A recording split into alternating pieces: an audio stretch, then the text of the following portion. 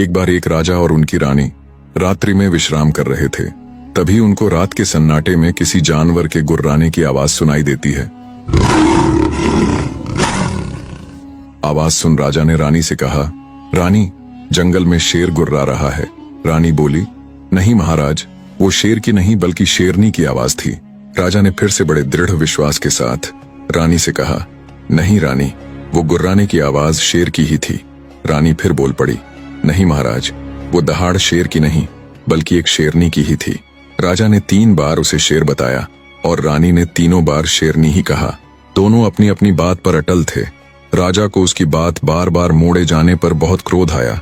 अपने अहम को यूं झुकते देख उसने रानी के सामने एक शर्त रखी, मैं सिपाहियों को जंगल भेजकर अभी पता करवा लूंगा कि वो गुर्राने की आवाज शेर की थी या फिर शेरनी की। जिसकी बात झूठ निकली उसे इसी क्षण सदा के लिए राजमहल छोड़कर जाना होगा। राजा ने सिपाहियों को पता करने के लिए जंगल भेज दिया। रानी जानती थी कि वो आवाज शेरनी की ही थी। उसने विचार किया, जब सिपाही आकर राजा को सच्चाई बताएंगे तो इन्हें राजमहल छोड़कर जाना पड़ेगा। इनके बिना राज्य कैसे चलेगा? इससे अच्छा तो मैं ही राजमहल छोड़कर चली जाऊंगी। इसी में राजा और प्रजा दोनों की भलाई है। इस सोच के साथ रानी पहले ही महल के प्रवेश द्वार पर जाकर खड़ी हो गई। जब सिपाही जंगल से वापस आए तो रानी के पूछने पर उन्होंने बताया कि महारानी जी, वो आवाज शेरनी की ही थी। तब रानी ने सिपाहियों को सख्त निर्देश दिए कि उन्हें राजा के आगे सच्चाई को छिपाते हुए उनके सामने यही कहना है कि उन्होंने एक शेर को ही देखा था। इतना कहकर रानी शयन कक्ष में लौट आई। थोड़ी देर में रानी के पीछे पीछे सिपाही भी आ गए। राजा बोला, बताओ सिपाहियों, जंगल में तुमने किस जानवर को देखा? तब सिपाही रानी के कहे अनुसार शेर ही बताते हैं। राजा ने तुरंत रानी को राजमहल छोड़ने का आदेश दिया। रानी बोली, महाराज, मैं 7 माह की गर्भवती हूँ। आधी रात को भला कहाँ जाऊंगी? सुबह होने पर मैं खुद सदा के लिए राजमहल छोड़कर चली जाऊंगी। किंतु राजा के हृदय पर कोई असर नहीं हुआ। वे कठोर स्वर में बोले, रानी, शर्त के अनुसार तुम्हारी पराजय हुई है। तुम्हें अभी और इसी क्षण यह महल छोड़कर जाना होगा। उस समय वचनों का पालन किया जाता था। अंततः राजा के कहते ही रानी उसी क्षण राजमहल छोड़कर चल पड़ी। चलते हुए उसने अपने साथ बस एक बुना हुआ कोट लिया, जिसे वो अपनी होने वाली संतान के लिए कई दिनों से बुन रही थी। आधी रात को रानी राजमहल छोड़कर निकल तो आई, पर अब घने जंगल में उसे तरह तरह के जंगली जानवरों की आवाजें आ रही थीं। मारे भय के रानी के प्राण सूखे जा रहे थे। गर्भवती रानी आधी रात को जंगल में ठोकरें खाती फिर रही थी। ये साफ साफ दर्शा रहा था कि राजा अपने स्वाभिमान के चलते ये भी भूल गया कि रानी गर्भवती है, जो कुछ समय पश्चात ही उनकी वंश ज्योति को जन्म देने वाली है। इधर जैसे तैसे करके रानी ने बड़ी ही मुश्किल से जंगल में अपनी रात बिताई। रानी बुद्धिमती और एक साहसी नारी थी। उसने निश्चय किया कि वो नगर से दूर जंगल को ही अपना आश्रय बनाएगी। दुखी सुखी पाकर धीरे धीरे रानी ने अपने रहने लायक एक घास फूस की झोपड़ी बनाई। जल्दी ही वो मंगलमय दिन भी आ गया, जब रानी ने एक स्वस्थ पुत्र को जन्म दिया।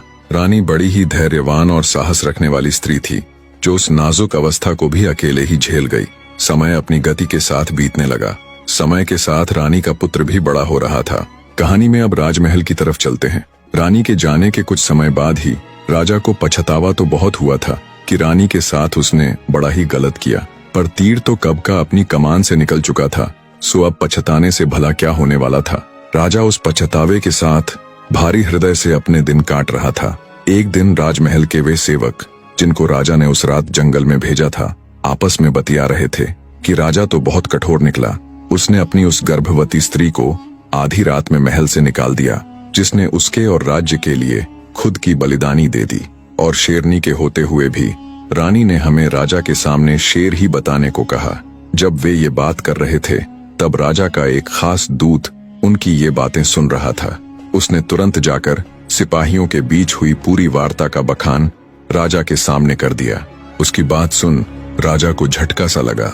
उसने तुरंत उन सिपाहियों को बुलाया और सच्चाई बताने के लिए कहा। राजा के जोर देने पर सिपाहियों ने राजा के आगे पूरी बात उगल दी और बताया कि महाराज, उस दिन जंगल में हमने शेर को नहीं बल्कि एक शेरनी को देखा था। हमें क्षमा करें महाराज। पर महारानी के कड़े हुक्म के आगे हम विवश हो गए। पहले से ही दिल पर बोझ लेकर जी रहे राजा को जब असलियत पता चली तो वो वहीं माथा पकड़कर बैठ गया। हे भगवान, ये मुझसे क्या अनर्थ हो गया। आखिर क्यों मैंने अपनी निर्दोष गर्भवती पत्नी को राजमहल से निकाला। सच्चाई पता चलने पर राजा ने अपनी रानी को ढूंढने की बहुत कोशिश की। छोटे से छोटे गांव से लेकर बड़े से बड़े शहरों में अपने सिपाहियों को रानी की खोज में भेजा, पर रानी उन्हें नहीं मिली। मिलती तो तब जब वो किसी गांव या शहर में रह रही होती। वो तो जंगल में रह रही थी। राजा के मन में दूर दूर तक ये नहीं आया कि रानी जंगलों में हो सकती है।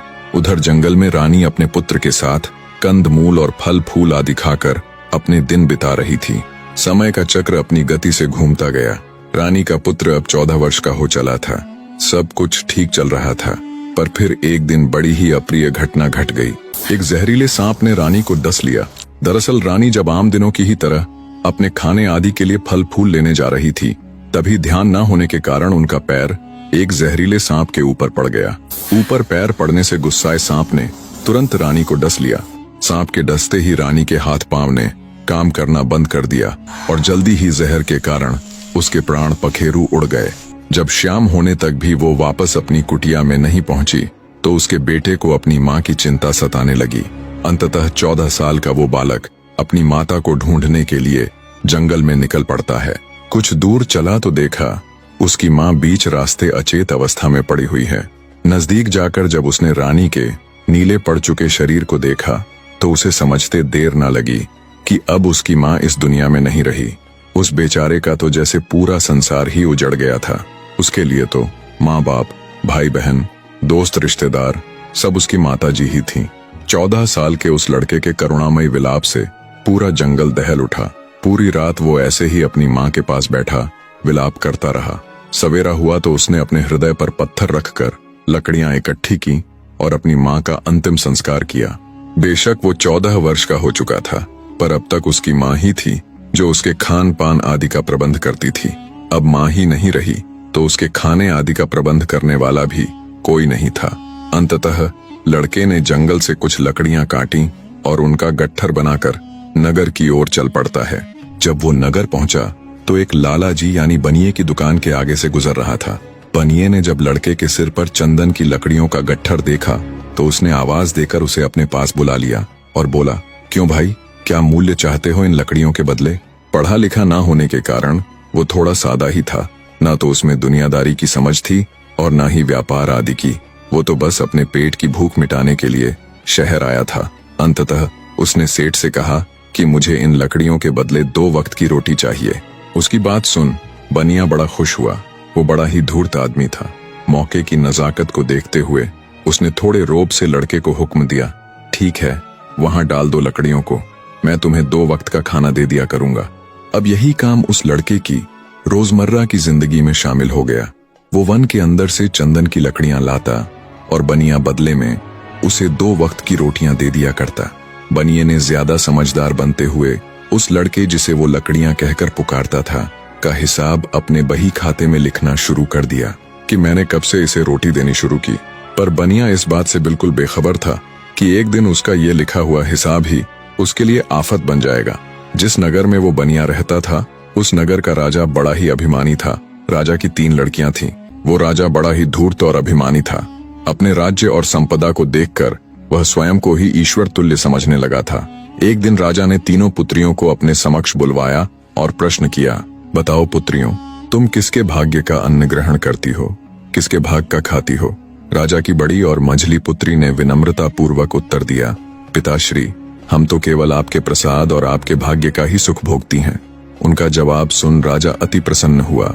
फिर जब उसने छोटी पुत्री से भी यही प्रश्न किया तो उसने बड़ी ही बेबाकता और आत्मविश्वास से कहा, पिताजी, मैं केवल अपने भाग्य, अपने नसीब का फल खाती हूँ। उसकी बात सुन राजा अत्यंत क्रोधित हुआ। उसका माथा तमतमा उठा। उसने स्वयं को संयत करते हुए सोचा, अभी यह बालिका है, अपनी बड़ी बहनों जितनी समझदार नहीं है। समय आने पर इसकी यह डिठाई स्वयं ही मिट जाएगी। समय बीता। राजा ने अपनी दोनों बड़ी पुत्रियों का बड़े ही विशाल राज्य घरानों में भव्य तरीके से विवाह कर दिया। समय बीता। राजा की छोटी वाली पुत्री भी अब ब्याहने लायक हो चुकी थी। तब राजा ने उसके विवाह योग्य लड़का देखने से पहले एक बार फिर उसे बुलाकर वही सवाल दोहराया जो पहले पूछा था कि बताओ बेटी, तुम किसके भाग्य का खाती हो, छोटी बेटी अब जवान अवश्य हो गई थी, पर उसका जवाब अब भी वही था कि वो किसी और के नहीं बल्कि स्वयं के भाग्य का ही खाती है। वही जवाब फिर से सुन। इस बार राजा का क्रोध सीमा से बाहर हो गया। वो गरज कर बोला, पहली बार जब मैंने तुमसे ये सवाल किया था तब तुम्हारे जवाब को सुनकर मैं अपने क्रोध को ये सोचकर पी गया था कि तुम अभी नादान हो, तुम्हारे अंदर अपनी बड़ी बहनों जितनी समझ नहीं है। समय के साथ तुम्हारी सोच भी बदल जाएगी, पर तुम तो कुत्ते की वो टेढ़ी पूंछ हो जो कभी सीधी नहीं होती। अब देखना तेरा नसीब तुझे कहाँ पहुंचाता है। ये कहकर राजा पैर पटकते हुए वहां से चला गया। उसने अपने मंत्रियों आदि से कहा, ऐसे युवक की तलाश करो जो इस राज्य का सबसे गरीब, सबसे अकेला, जिसके आगे पीछे कोई ना हो। दूसरी तरफ रानी का लड़का, लोग जिसे लकड़ियां कहते थे, वो भी 18 वर्ष का हो चला था। अब भी वो पहले की ही तरह जंगल से लकड़ियां लेकर आता और सेठ उसे बदले में 2 वक्त का खाना दे दिया करता। राजा के सैनिक जब तलाश करते करते सेठ की दुकान पर आए और उनसे भी इस बारे में पूछा तो सेठ ने कहा, जैसा लड़का आप ढूंढ रहे हैं बिल्कुल वैसा ही एक लड़का मेरी नजर में है। बनिया राज सैनिकों को अगले दिन सुबह आने की कहता है।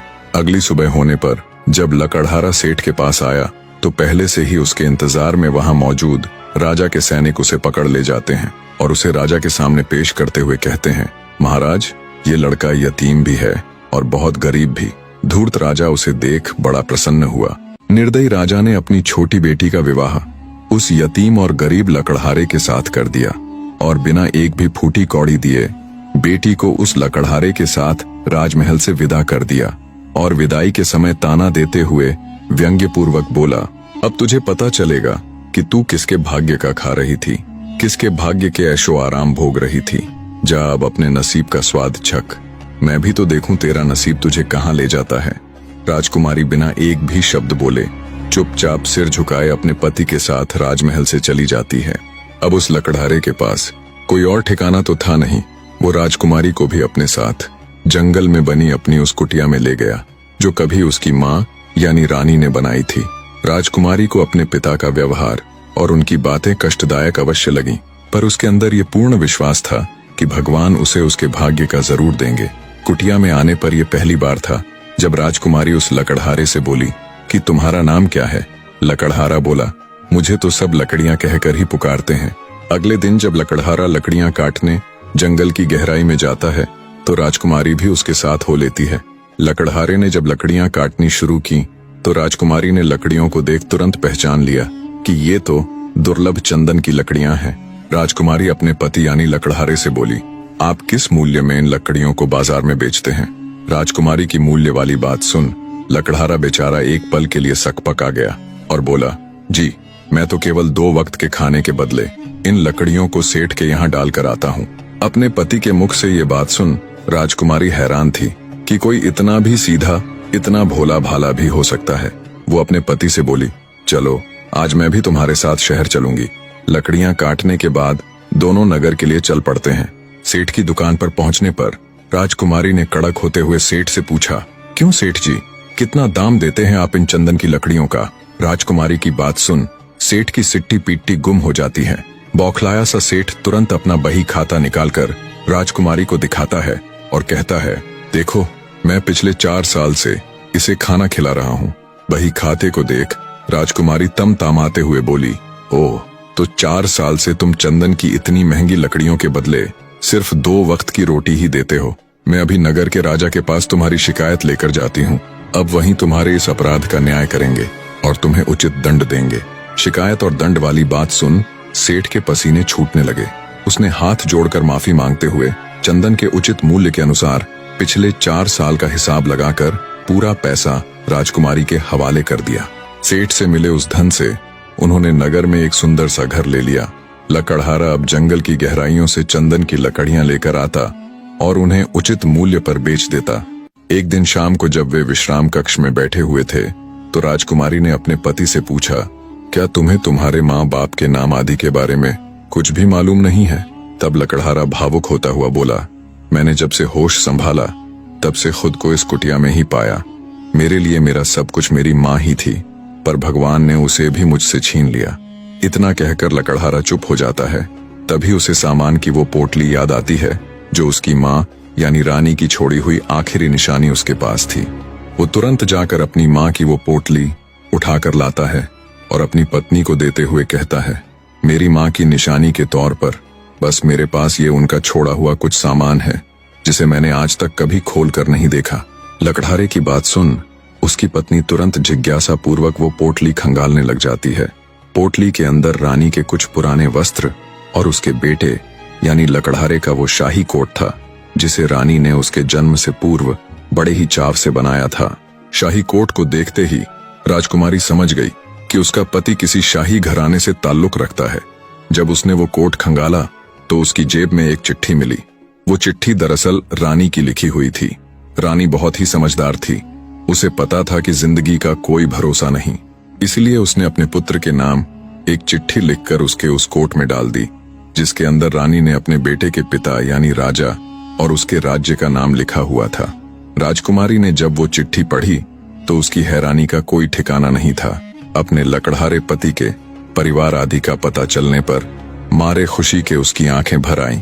दरअसल लकड़हारे का पिता कोई और नहीं बल्कि उनके राज्य के पास ही स्थित तेजगढ़ नामक विशाल राज्य के राजा वीरेंद्र प्रताप ही थे, जिनका नाम उसने इससे पहले कई बार अपने पिता के मुख से सुना हुआ था। वो ये सोच सोचकर हैरान हो रही थी कि उसके मामूली से लकड़हारे पति का पिता इतने बड़े विशाल राज्य का राजा है। अपनी पत्नी की भरी हुई आंखें और उसके चेहरे पर हैरानी के भाव देख भ्रमित सा लकड़हारा असमंजस में खड़ा एकटक उसे देखे जा रहा था। उसने जब अपनी पत्नी से पूछा कि ऐसा क्या है इस चिट्ठी में जो तुम इतनी हैरान हो, तब राजकुमारी अपने पति को भी पूरी सच्चाई से अवगत करवाती है। पूरी बात सुन लकड़हारा भी स्तब्ध सा खड़ा रह गया। उसका मुंह खुला का खुला रह गया। उसे विश्वास ही नहीं हो रहा था कि वो इतने बड़े राजा का बेटा है। कुछ देर तक कमरे में भारी सन्नाटे के बाद सन्नाटे को तोड़ती हुई राजकुमारी अपने पति से बोली, देख क्या रहे हो, तैयारी करो, हम कल सुबह होते ही तेजगढ़ के लिए निकलेंगे। अगले दिन सुबह होते ही अत्यधिक प्रसन्नता के साथ राजकुमारी और उसका पति तेजगढ़ के लिए चल पड़ते हैं। लकड़हारे के मन में ढेरों विचार एक साथ चल रहे थे। क्या उसका पिता उसे पहचान पाएगा? क्या वो उसे अपनाएगा? जब वे राजमहल के द्वार पर पहुंचे तो राजकुमारी ने पहरेदारों से कहा कि उन्हें राजा से मिलना है, वो उनके परिचित हैं। पहरेदारों ने अंदर खबर पहुंचाई, मेरे परिचित। दुविधा में पड़ते हुए राजा वीरेंद्र ने उन्हें अंदर बुलाने को कहा। राजकुमारी और उसके पति के अंदर आने पर राजा ने उनसे उनका परिचय पूछा। तब राजकुमारी ने वो पत्र वाली पूरी बात राजा के सामने कह सुनाई और राजा को रानी का लिखा हुआ वो पत्र और उसके पति के बचपन का वो कोट दिखाया। रानी की लिखावट और विदाई के समय रानी के हाथ में उस कोट को राजा कैसे भूल सकता था। राजा के मन में उसकी पत्नी का वही अंतिम चित्र था जिसमें रानी उस कोट को लिए राजमहल छोड़कर जा रही थी। पुत्र, मेरा पुत्र, कहते हुए राजा वीरेंद्र भागकर अपने पुत्र को गले लगा लेता है और फूट फूट कर रोने लग जाता है। कितने ही साल से राजा पश्चाताप के साथ बस इसी उम्मीद में जिए जा रहा था कि शायद एक दिन उसकी संतान उसके पास वापस लौट आएगी।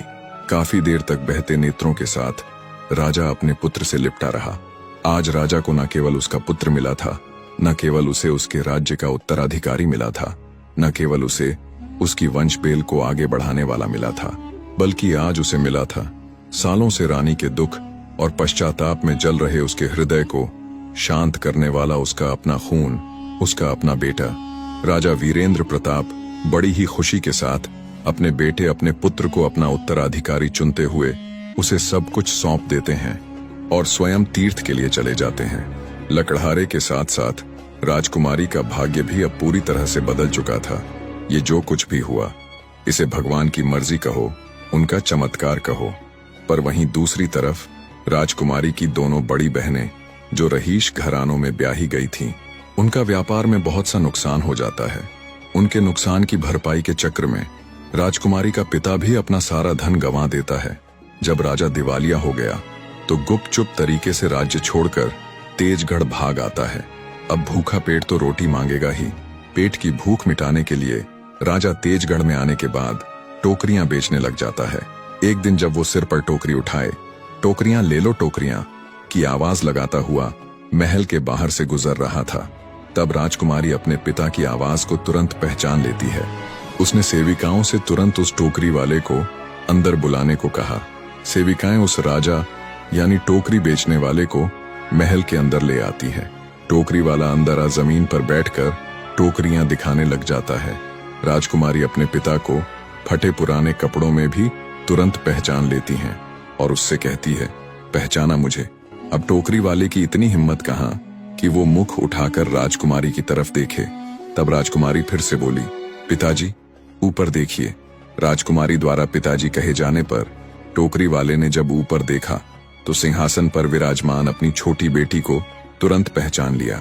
यतीम और गरीब लकड़हारे से शादी के बाद आज उसे यहाँ बैठे देख उसके आश्चर्य की कोई सीमा नहीं थी। उसका सारा घमंड चूर चूर हो चुका था। तब राजकुमारी सम्मान सहित अपने पिता को ऊपर बैठाती है और पूछती है, बताओ पिताजी, मैं अपने भाग्य का खाती थी या फिर आपका दिया हुआ? आपके भाग्य का। बेटी की बात सुन राजा का सिर मारे लाज शर्म के झुक जाता है। शर्मिंदा होते हुए वो कहता है, माफ करना बेटी, मैं राज्य और संपदा के कारण अंधा हो गया था। तुम अपने भाग्य का ही खाती थी। दयालु राजकुमारी कंगाल हो चुकी अपनी बड़ी बहनों और अपने पिता की आर्थिक रूप से मदद करती है। अब लकड़हारा यानी राजा खुशी से अपनी पत्नी के साथ अपना जीवन व्यतीत करता है। कहानी के निष्कर्ष की तरफ चलने से पहले आपसे दरखास्त है, अगर कहानी आपके दिल को छू गई तो चैनल को सब्सक्राइब जरूर कीजिएगा। निष्कर्ष। और इस प्रकार भाग्य ने अपना चक्र पूरा किया। जिस राजकुमारी ने अपने भाग्य में विश्वास रखा वह विशाल राज्य की रानी बनी। जिस लकड़हारे ने ईमानदारी से जीवन व्यतीत किया वह राजा बना, और जिस राजा ने स्वयं को भाग्यवान समझा वह टोकरी वाला बना। कहानी में सबसे बड़ा बलिदान रानी का था, जो अपने पति के हित की खातिर सब कुछ छोड़ छाड़ कर वन में चली गई, पर अंततः उसके पुत्र को उसका हक मिला। सत्य यह है, अहंकार मनुष्य का सबसे बड़ा शत्रु है और विश्वास उसका सबसे बड़ा मित्र। भाग्य उन्हीं का साथ देता है जो अपने कर्तव्य और धर्म पर अटल रहते हैं। जो दर्शक वीडियो में अंत तक बने रहे, हमेशा की तरह एक बार फिर से उन सब का तहे दिल से धन्यवाद।